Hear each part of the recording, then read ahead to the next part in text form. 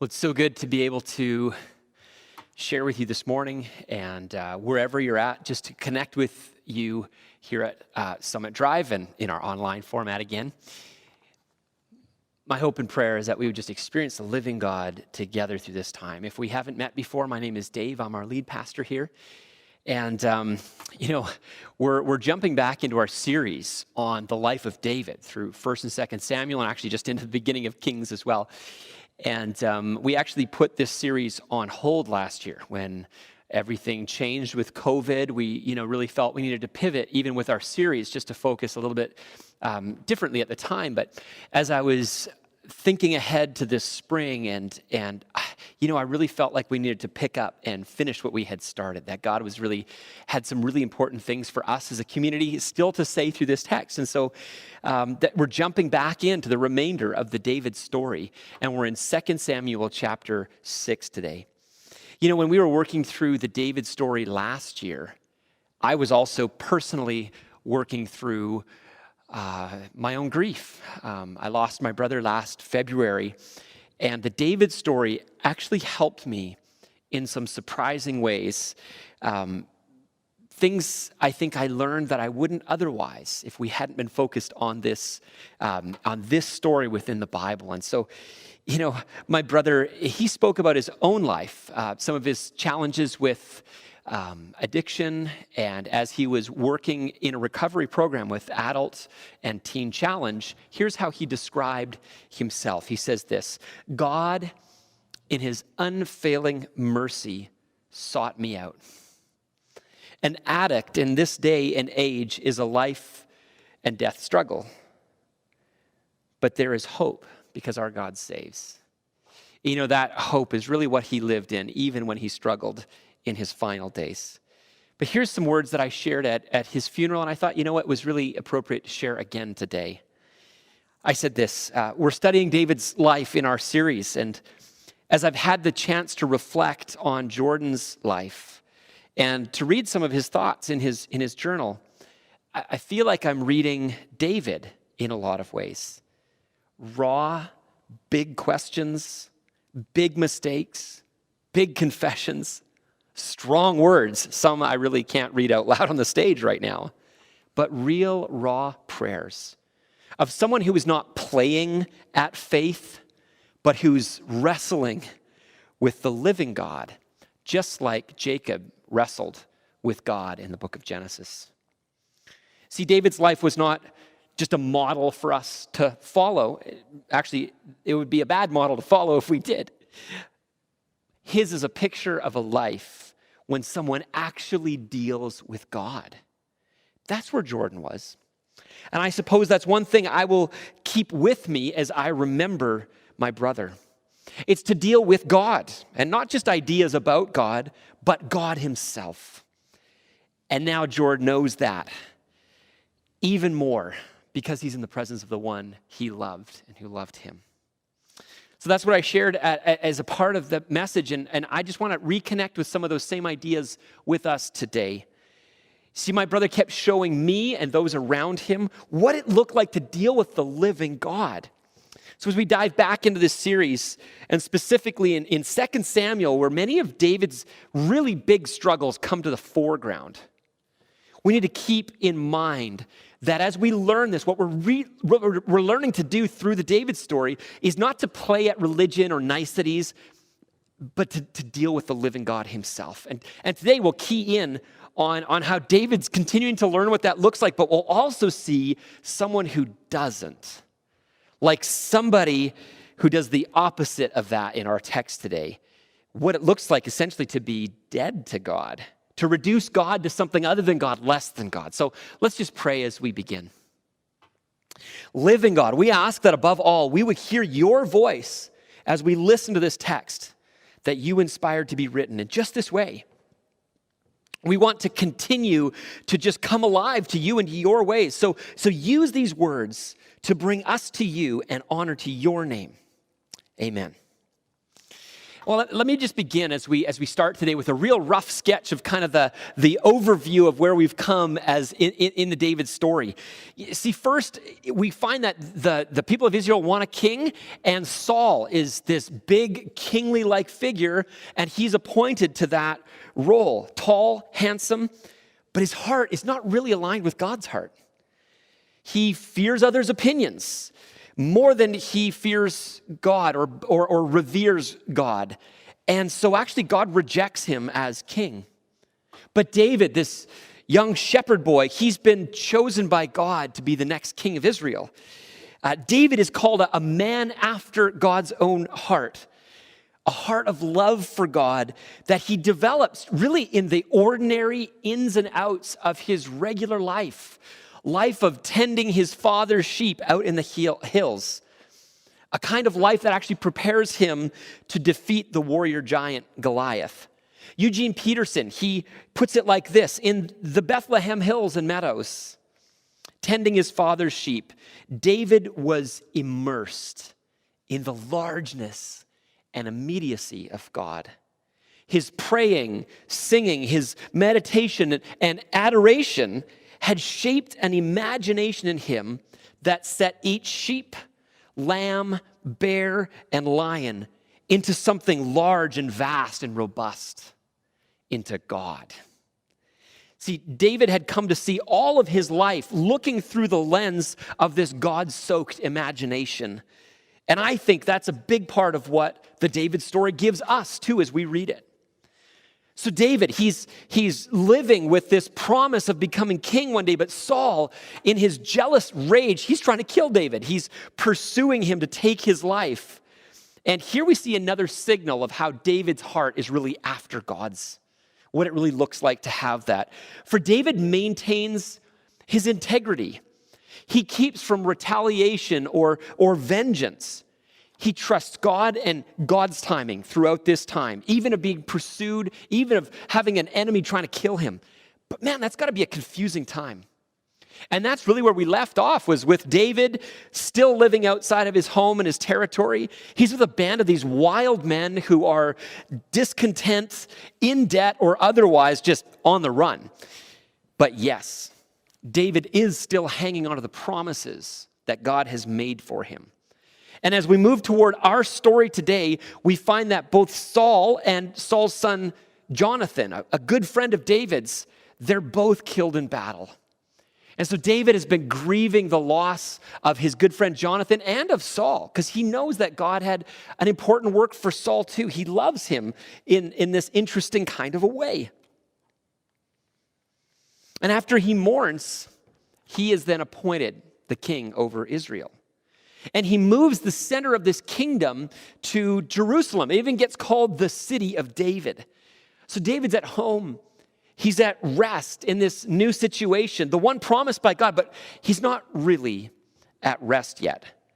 Because you see, Jerusalem is the place where David reigns from, yes, but it's also the place where David says God needs to be worshiped. So David has a plan to bring the Ark of the Covenant into the city. This is an important task. It's a holy task. Now, this ark, if you're unfamiliar with this, this is a gold-covered box. It's got angel figures on the top, and it was constructed to carry like the Ten Commandments and other symbols of God's faithfulness, a piece of manna, Aaron's staff, these beautiful pictures of how God has been faithful to his people over the years. And it's this gold-covered box that was built in the time that God had brought the people of Israel out of Exodus in Egypt. And now, this box doesn't contain God, but God had chosen it to symbolize his presence right there among his people. So it does have this beautiful symbolic sense. Of course, a box could never contain God, but he's chosen this to be like a hot spot of his presence.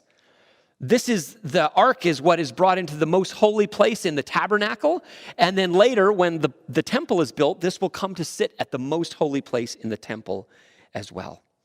Now, the ark doesn't have magical properties either, but when the Israelites begin to treat it as though it does, or treat the temple in that way, as something they could look to maybe find power or like a source of good luck. Boy, God's prophets come and they confront that kind of thinking with the reality that God is a person to be related to, not some cheap trick or a cosmic vending machine. So the ark, it had actually been stolen by the Philistines, some of these enemies of the people of Israel, before David was king. But then it was sent back to Israel because it was causing all kinds of mayhem where it was. And it was sitting in the village of Kiriath Jearim in the house of an old priest named Abinadab. Now, he had two sons, Uzzah and Ahiah, and they're given the task of supervising the delivery of this ark to Jerusalem. So today, we're going to pick up with that story. We're in 2 Samuel chapter 6, and here in the story it's a story really of David and Uzzah. We'll see that one dies and the other dances. And you might be thinking, what kind of story is this then? Well, I need to offer this caveat as we begin. From our view in the late modern Western world, we as hearers, as we hear this story, it is going to sound strange to our ears. It just does, okay? But I'm not going to try to explain away all of the challenge of this text either. Instead, I want to invite you just to sort of suspend all of your initial impulses for a moment and to just really hear this text in all its wildness and wonder. Then we'll aim to really listen to what God is still speaking to us through this text.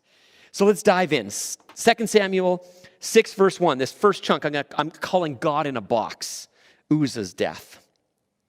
Here we go. David again brought together all the able young men of Israel, 30,000.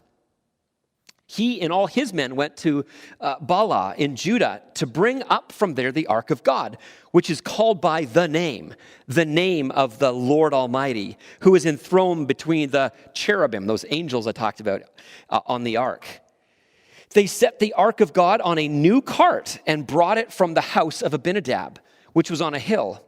Uzzah and Ahiah, sons of Abinadab, were guiding the new cart with the ark of God on it, and Ahiah was walking in front of it. David and all Israel were celebrating with all their might before the Lord with castanets, harps, lyres, timbrels, sistrums, and cymbals. So we see this like this huge, joyful celebration that David is a part of, and there's just this huge party of worship, celebrating with all their might. It's a beautiful scene, this picture of excitement, even elation, until it's not. Verse 6. When they came to the threshing floor of Nacon, Uzzah reached out and took hold of the ark of God because the oxen had stumbled. The Lord's anger burned against Uzzah because of his irreverent act. Therefore, God struck him down, and he died there beside the ark of God. Then David was angry because the Lord's wrath had broken out against Uzzah, and to this day the place is called Perez Uzzah, which means outbreak against Uzzah. David, verse 9, David was afraid of the Lord that day and said, "How can the ark of the Lord ever come to me?" He was not willing to take the ark of the Lord to be with him in the city of David. Instead, he took it to the house of Obed-Edom the Gittite. The ark of the Lord remained in the house of Obed-Edom the Gittite for 3 months, and the Lord blessed him and his entire household. So yes, I know, this is a strange text. It's a hard one too. I mean, Uzzah, it looks to us and to David, was just trying to help. I mean, he puts his hand out to steady the ark, to keep the ark safe, for goodness sakes. And God smote him, as the King James puts it, for that? Seems odd to us. Text leaves us scratching our heads. It's one of those texts that raises more questions than it answers. Is this really the God we claim to worship? The one who smites? What on earth is going on here? Well, lots actually. I've actually come to see this text not as a problem for my faith, but as a great encouragement to it. And you're thinking, really? Yeah, really. Let's see how. See, I'm deeply indebted to Eugene Peterson's book called Leap Over a Wall. And I'm going to be referring to it a bit as we go through here. But Eugene notes this. He says it's difficult to fit this episode into our picture of God who is consistently revealed as the giver of life, patiently calling us to repentance, constantly seeking the lost, undeflected in his steadfast love for us. And so as we look more closely at this, there's a few things I think we need to notice that will help us to see this more clearly. First, notice David is angry with God. He's confused. He knows God intimately. He has walked with God for years. He has dealt with God in all of God's wildness. And this makes him mad. This seems, from his view, inconsistent with the God that he knows. The one about whom he sings in the psalm, the Lord is gracious and compassionate, slow to anger, and abounding in love. Now, for me, this is actually really a helpful thing to note. For it tells me that being mad and confused about this, that's not a faithless perspective. See, from the perspective of the human ground level view, like what David and we are able to see in this story, this just seems like it's wrong to us. It's off somehow. And that itself should tell us that there's probably more going on here that we can't see and that we might need to pick a little farther. And maybe on a practical note too, there are many times when you or I might be feeling like David here. You're angry with what's happening around you. Pastor Russ made this helpful point this week. He says, at this point in our current history, some of us may be angry with God for a lot of different reasons. I mean, it's been a long, difficult year with what may seem like few answers to our prayers. We're still in a pandemic. We may have lost loved ones. We may be sick or isolated ourselves.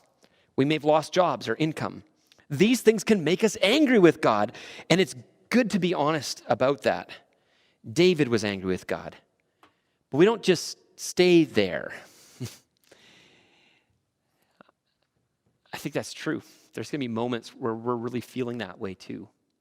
But I think this text is instructive. Let's see how. We'll see in David's case that yes, he's angry, and that's understandable when things are confusing. But at least he's angry with God. He's actually dealing with God, which, as we'll see in a moment, is really quite different than Uzzah. The key here, I think, is that when we are confused and we don't know what's going on and we're disoriented, we bring that to God the way David does here. For it's in connection with him that we can experience his love, even when we might not understand what's going on, which is the next thing we need to see. Second, David doesn't know what the narrator tells us. And this is a key that for me really was unlocking the meaning. It kind of cracks a window open for us to peer through. Look at verse 7 again. The Lord's anger burned against Uzzah because of his, underline this bit, irreverent act. What looks like helpfulness to us was actually, we're told, irreverence.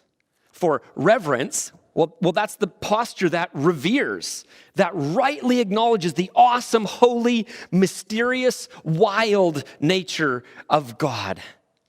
Irreverence is the opposite of that. It's flippancy. And flippancy of action, well, that came out of a flippancy of heart. It comes from somewhere that we can't see. But God can, actually. For remember, one of the first things that we learn in the David story is this famous phrase.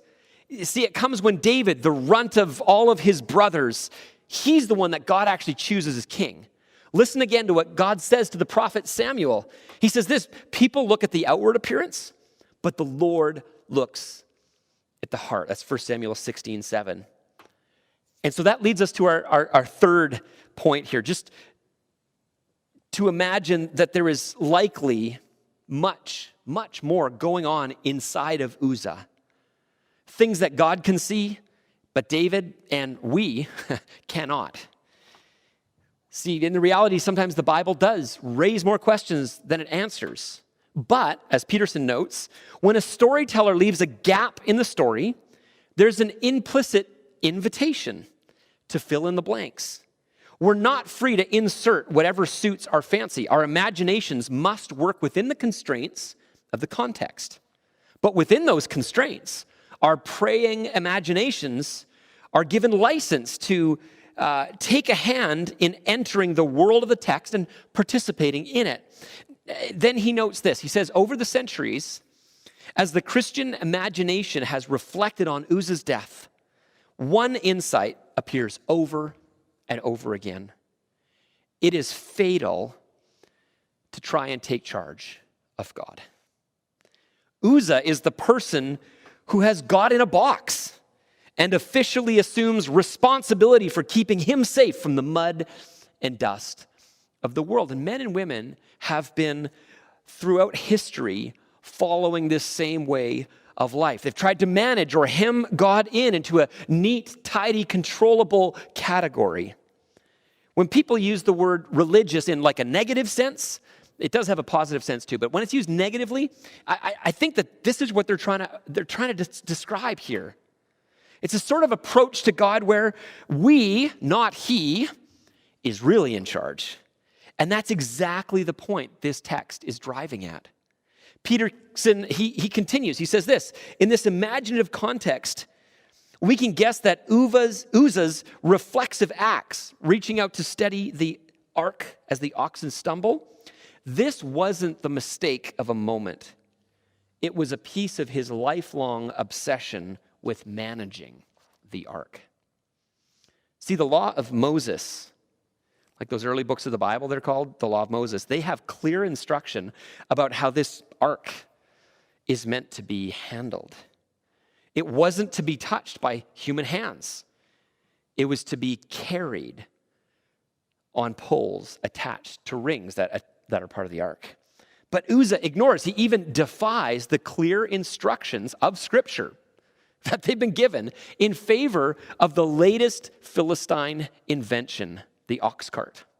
An ox cart is undeniably more efficient. It's probably a lot easier than transporting this heavy box with plodding Levite priests. But it's also impersonal. The replacement of consecrated persons by an efficient machine, the impersonal crowding out the personal, as Peterson puts it.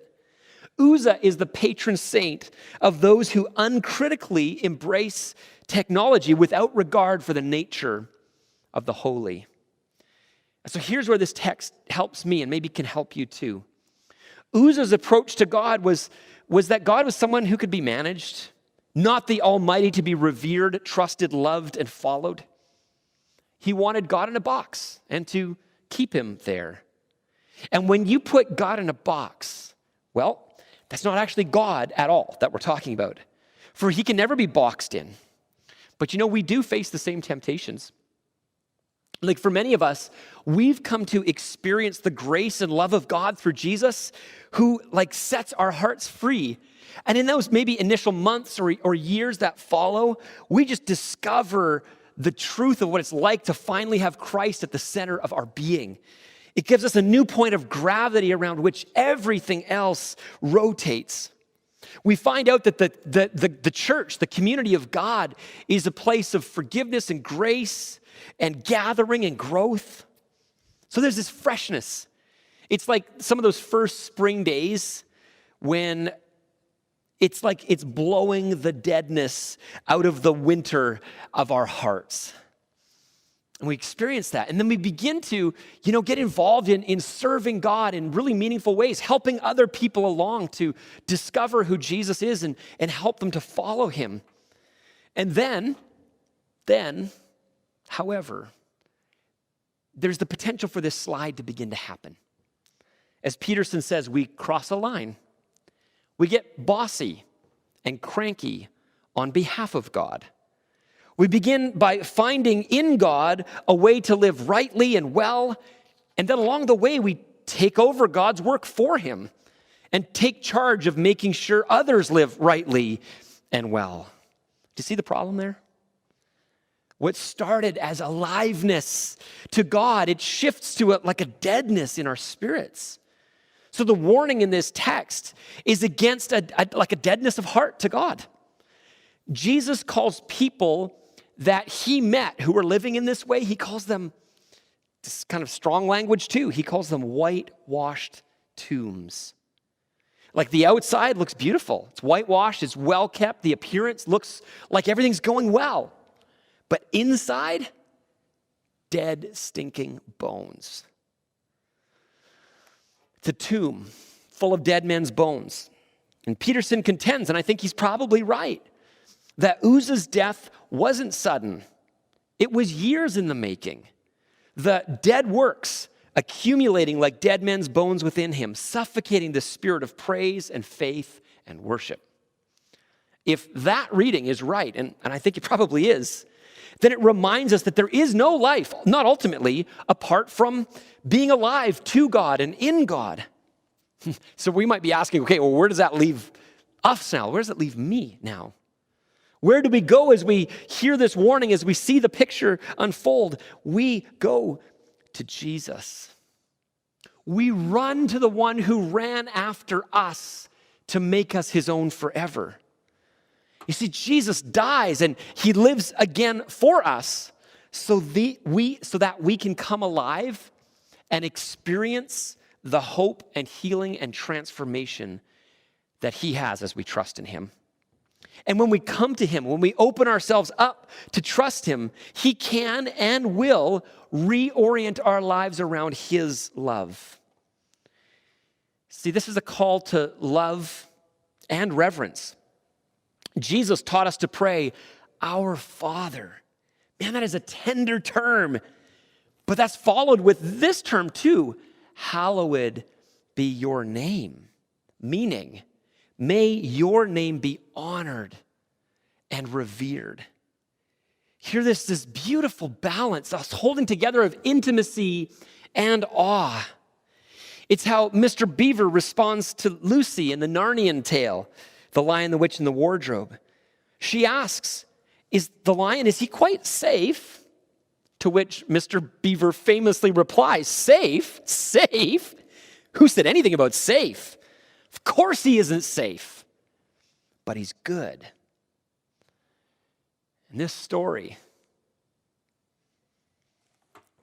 this is one where Uzzah just sees God as someone who's safe and manageable. And that's just not true. But as we run to Jesus to experience this intimacy and awe with God, man, that's exactly what the Pharisees failed to do. They didn't come to the invitation of Jesus to find life in God. But here the invitation comes again to us. And maybe you need to hear it. And maybe you need to step into it. This is beautiful invitation to life with the holy, wild God.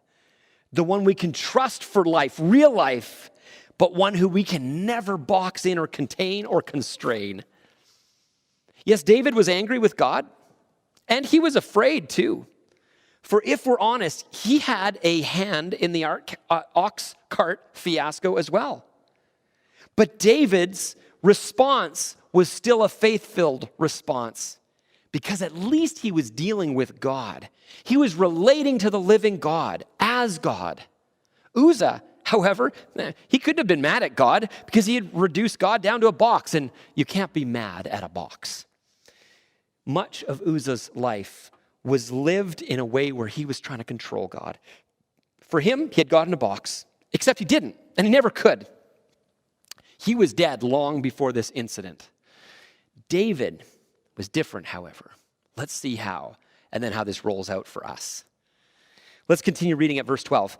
Now, King David was told, the Lord has blessed the household of Obed-Edom and everything he has because of the ark of God. So David went to bring the ark of God from the house of Obed-Edom to the city of David with rejoicing. When those who were carrying the ark of the Lord had taken 6 steps, he sacrificed a bull and a fattened calf. Notice, they're carrying the ark now. Wearing a linen ephod, David was dancing before the Lord with all of his might, while he and all Israel were bringing up the ark of the Lord with shouts and sounds of the trumpet. Now David, he was enthusiastic in that first attempt. He really was. There was the castanets, right? All of the musical instruments. There was the dancing. That was all there. But he had learned now that enthusiasm and sincerity, they're actually not enough. That's not all there is to relating to God. He now adds to his enthusiasm obedience to what God requires. Verse 16. As the ark of the Lord was entering the city of David, Michal, daughter of Saul, watched from a window. And when she saw King David leaping and dancing before the Lord, she despised him in her heart. They brought the ark of the Lord and set it in its place inside the tent that David had pitched for it. And David sacrificed burnt offerings and fellowship offerings before the Lord. After he had finished sacrificing the burnt offerings and fellowship offerings, he blessed the people in the name of the Lord Almighty. Then he gave a loaf of bread, a cake of dates, and a cake of raisins to each person in the whole crowd of Israel, both men and women. And all the people went to their homes. When David returned home to bless his household, Michal, daughter of Saul, came out to meet him and said, pay attention to the fact, actually, that she's called not David's wife, but the daughter of Saul. Over and over again, that's the nomenclature that's used for her. And that's what's really coming out in her, is actually Saul-like behavior. What does she say? How the king of Israel has distinguished himself today. Just a hint of sarcasm there? Yeah. Going around half naked in full view of the slave girls and of his servants as any vulgar fellow would. David said to Michal, it was before the Lord who chose me rather than your father or anyone from his house when he appointed me ruler over the Lord's people of Israel.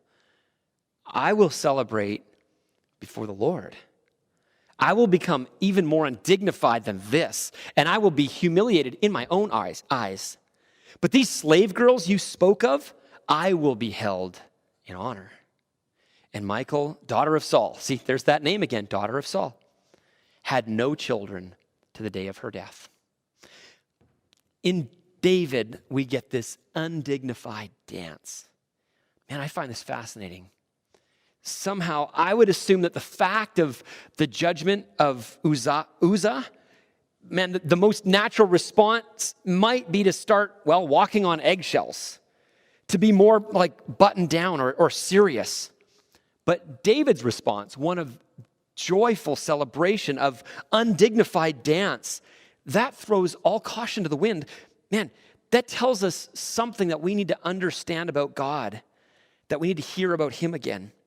See, the reason for God's anger wasn't that the people weren't serious enough, not that they needed to be really afraid in that sense. No, is that it was that Uzzah had reduced God, treated him as something less than or other than the living God. It was that they hadn't revered God for who God was as the Holy One. And his act of irreverence was, like I said, it's a lifetime's worth that built up to that moment. See, God isn't looking for long faces and making sure your shoes are shined just right. Jesus himself tells us that true worshipers will worship the Father in spirit and in truth, for they are the kind of worshipers the Father seeks. What God is looking for then is lovers. People who will take the risk of getting in tune with him as he is, not as we would like him to be.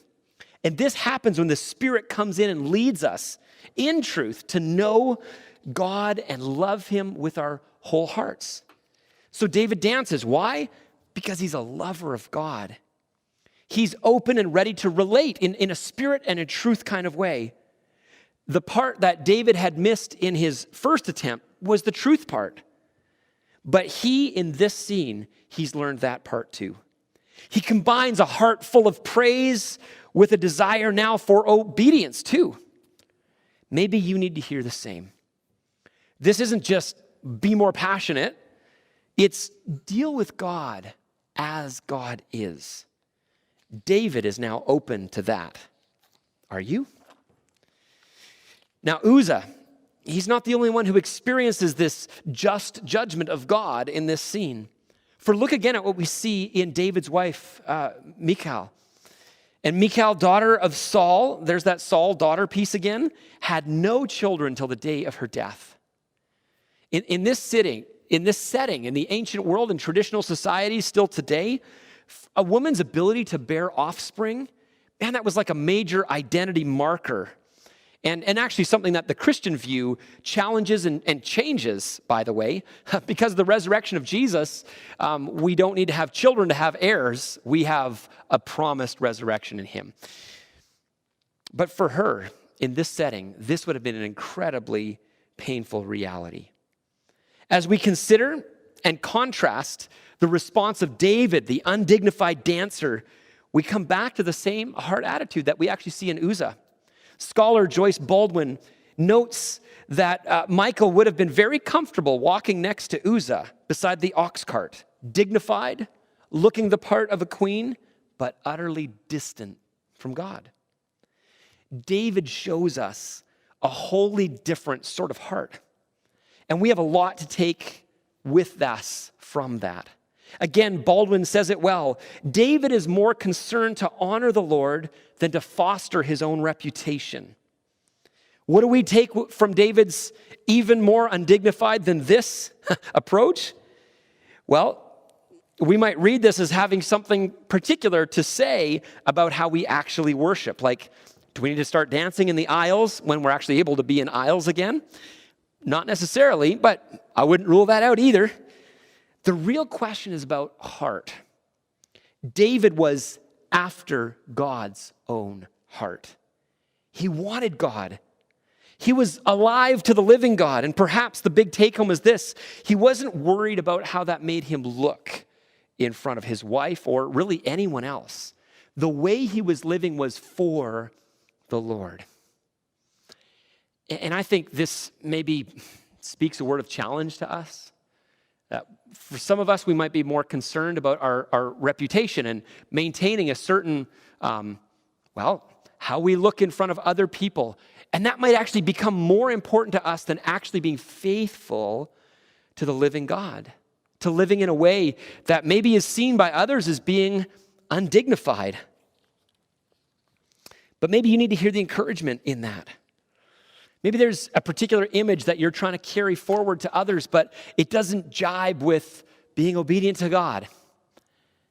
What's the word in this text for you then? Well, I think that's where the rubber meets the road. When we see God as God, not something contained or controlled, not this kind of neat, tidy package that we can go to for assurance of things, but it's not the real God. Boy, when we go to the real living God, we can lose ourselves in his love. Here's how Peterson says it. He says, David danced. In God, David had access to life that exceeded his capacity to measure or control. He was on the edge of mystery or glory, and so he danced. When you're going about work responsibly and steadily, you walk. But when you're beside yourself with love, charged with excess of meaning, shaken out of our preoccupation with ourselves, we dance. David danced.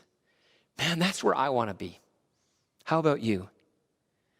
See, in Jesus, the reality of the dance is opened up to us forever. To come alive to God because Jesus gave his all for us. He's the one who lived in spirit and in truth so that we could become people like David who worship God like that forever. Let's live in and celebrate with our whole selves. Pray with me as we close. God, I thank you even for really challenging texts like this, ones that make us scratch our heads. They remind us that you are not safe, but you are good. We ask, Father, that for those places where we've tried to maybe manage or reduce you, we just repent of that, God. We confess it and we say, Lord, we want to know you as you are in all your wonder and wildness. We want to be a people who pray, Our Father who is in heaven, with that intimacy and that closeness, but not lose sight of the fact that we're also praying, may your name be honored. Hallowed be your name. May you be revered in all the earth. God, we thank you that David and his story helps us to see more clearly what it means to deal with the living God. Enable us, empower us by your Spirit to do that this week as well, to revere you, to love you with our all. and to let that flow out into acts of service and love and kindness toward others too. Amen.